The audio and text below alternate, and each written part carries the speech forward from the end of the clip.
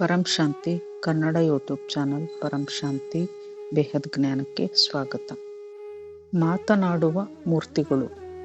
ಮೂರ್ತಿಗಳು ಮಾತನಾಡುತ್ತವೆ. ಜಾರ್ಖಂಡ್ನ ಒಂದು ಮಂದಿರದಲ್ಲಿ ಮೂರ್ತಿಗಳು ರಾತ್ರಿ ಹೊತ್ತಿನಲ್ಲಿ ಮಾತಾಡುತ್ತವೆ.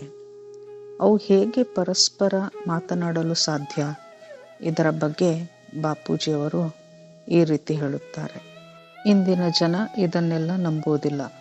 ವಿಜ್ಞಾನಿಗಳು ತಮ್ಮ ಸಾಧನಗಳನ್ನು ಅಲ್ಲಿ ಇಟ್ಟು ಇದನ್ನು ಪರೀಕ್ಷೆ ಮಾಡಿದ್ದಾರೆ. ಆ ಮೂರ್ತಿಗಳು ಮಾತನಾಡುತ್ತವೆ. ಆ ಸಾಧನಗಳಲ್ಲಿ ಅದೆಲ್ಲವೂ ರೆಕಾರ್ಡ್ ಆಗಿದೆ. ಮಂದಿರಗಳಲ್ಲಿ ಯಾವುದೇ ಮೂರ್ತಿಗಳಿರಲಿ, ಅವುಗಳಲ್ಲಿ ಒಂದು ಆಕಾರಿ ರೂಪವಿರುತ್ತದೆ ಹಾಗೂ ಅದು ಮಾತನಾಡುತ್ತದೆ. ಜಾರ್ಖಂಡ್ನಲ್ಲಿಯೂ ಸಹ ಹೀಗೇ ಆಗಿದೆ. ಇದರಲ್ಲಿ ಮೂರ್ತಿಗಳು ಅಲ್ಲಿಯ ಭಾಷೆಯಲ್ಲಿ ಮಾತನಾಡಿವೆ. ಅಂದರೆ ದೇವತೆಗಳು ಮೂರ್ತಿಗಳಲ್ಲಿ ಆಕಾರಿ ರೂಪದಲ್ಲಿ ಪ್ರವೇಶ ಮಾಡಿ ಮಾತನಾಡುತ್ತವೆ. ಆಗ ನಮಗೆ ಅವುಗಳ ಧ್ವನಿ ಕೇಳಿಸುತ್ತದೆ. ಅದರಲ್ಲಿ ಸ್ವಲ್ಪ ಧ್ವನಿ ಇರುತ್ತದೆ ಹಾಗೂ ಇನ್ನು ಸ್ವಲ್ಪ ಸಂಕಲ್ಪದ ಭಾಷೆ ಆಗಿರುತ್ತದೆ. ಇದನ್ನು ವಿಜ್ಞಾನವು ಕಂಡುಹಿಡಿಯಲು ಸಾಧ್ಯವಿಲ್ಲ. ಅಂದರೆ ದೇವಿ ದೇವತೆಗಳ ಭಾಷೆಯು ಬೇರೆ ಬೇರೆ ಆಗಿರುತ್ತದೆ. 33 ಕೋಟಿ ದೇವಾನು ದೇವತೆಗಳೇ ಇದ್ದಾರೆ ಅಂದಾಗ ಅವರ ಭಾಷೆಗಳು ಸಹ ಬೇರೆ ಬೇರೆಯೇ ಇವೆ. ಆಕಾರಿ ರೂಪದಲ್ಲಿ ಆ ದೇವತೆಗಳು ಜಾರ್ಖಂಡ್ನ ಭಾಷೆಯಲ್ಲಿ ಮಾತನಾಡಿರುತ್ತಾರೆ. ಈಗ ದೇವತೆಗಳು ಸಹ ಮನುಷ್ಯ ಜನ್ಮಕ್ಕೆ ಸಾಕಾರದಲ್ಲಿ ಬಂದಿದ್ದಾರೆ. ನಂತರದಲ್ಲಿ ದೇವತೆಗಳ ಮೂರ್ತಿಗಳ ನಿರ್ಮಾಣವಾದವು. ಗ್ರಾಮ ದೇವತೆ, ನಗರ ದೇವತೆ, ಹೀಗೆ ಎಷ್ಟು ಸಂಸ್ಕೃತಿಗಳು ಆದವೋ ಅಷ್ಟೊಂದು ದೇವತೆಗಳ ಮೂರ್ತಿಗಳು ನಿರ್ಮಾಣವಾಗುತ್ತಾ ಹೋದವು. ಅನೇಕ ದೇವತೆಗಳ ಭಾಷೆಗಳು ಸಹ ಅನೇಕವಾಗಿವೆ, ಅಸಂಖ್ಯವಾಗಿವೆ. ಅವರು ಮೊದಲು ಬಂದಾಗ ಅವರ ಭಾಷೆ ಒರಿಜಿನಲ್ ಭಾಷೆ ಆಗಿದ್ದು, ನಂತರದಲ್ಲಿ ಅವರು ತಮ್ಮ ಭಾಷೆಯನ್ನು ಮರೆಯುತ್ತಾ ಬರುತ್ತಾರೆ. ಮೇಲಿನ ಲೋಕಗಳಲ್ಲಿಯೂ ಭಾಷೆ ಬೇರೆ ಬೇರೆ ಆಗಿದೆ. ಮೇಲಿನ ಲೋಕವಾದ ಭುವರ್ ಲೋಕದಲ್ಲಿ ಗಂಧರ್ವ, ಕಿನ್ನರ, ಯಕ್ಷರು ಇರುತ್ತಾರೆ. ಅವರೂ ಸಹ ತಮ್ಮ ತಮ್ಮ ಭಾಷೆಗಳೊಂದಿಗೆ ಭೂಮಿಯ ಮೇಲೆ ಮನುಷ್ಯರಾಗಿ ಬಂದಿದ್ದಾರೆ. ಇಲ್ಲಿಗೆ ಬಂದಾಗ ಅವರ ಭಾಷೆಗಳು ಬದಲಾಗುತ್ತಾ ಹೋಯಿತು.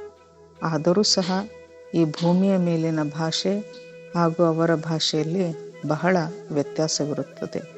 ಹೀಗಾಗಿ ಅವರು ಮಿಶ್ರಿತ ಭಾಷೆಯನ್ನು ಅಡಾಪ್ಟ್ ಮಾಡಿಕೊಳ್ಳುತ್ತಾರೆ. ಹೀಗಾಗಿ ವಿಜ್ಞಾನಿಗಳು ಭಾಷೆಯನ್ನು ರೆಕಾರ್ಡ್ ಮಾಡಿದಾಗ ಅವರಿಗೆ ಅದು ತಿಳಿಯುವುದಿಲ್ಲ.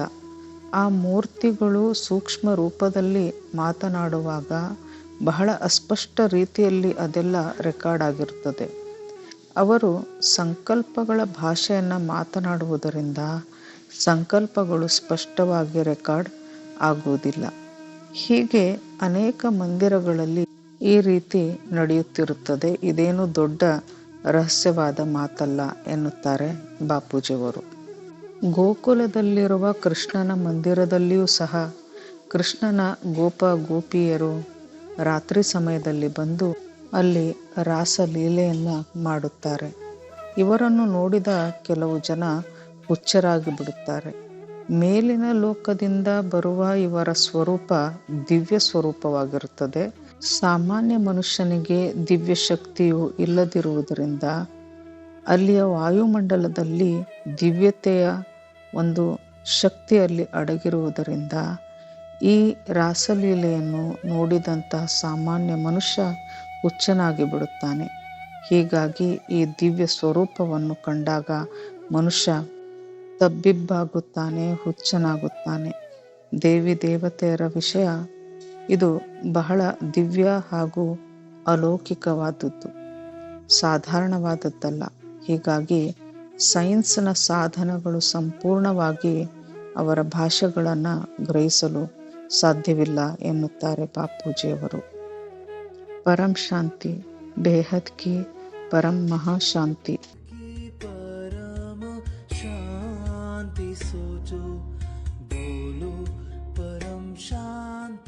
Join us daily for our morning live meditation, Monday to Saturday, 5:30 to 6:30 a.m. Join us daily for live meditation, 10 p.m. to 11 p.m. on YouTube Live. Subscribe now. Website www.paramshanti.org. Email us anand@paramshanti.org. Like, share, subscribe. Join today. बेहद की परम शांति सो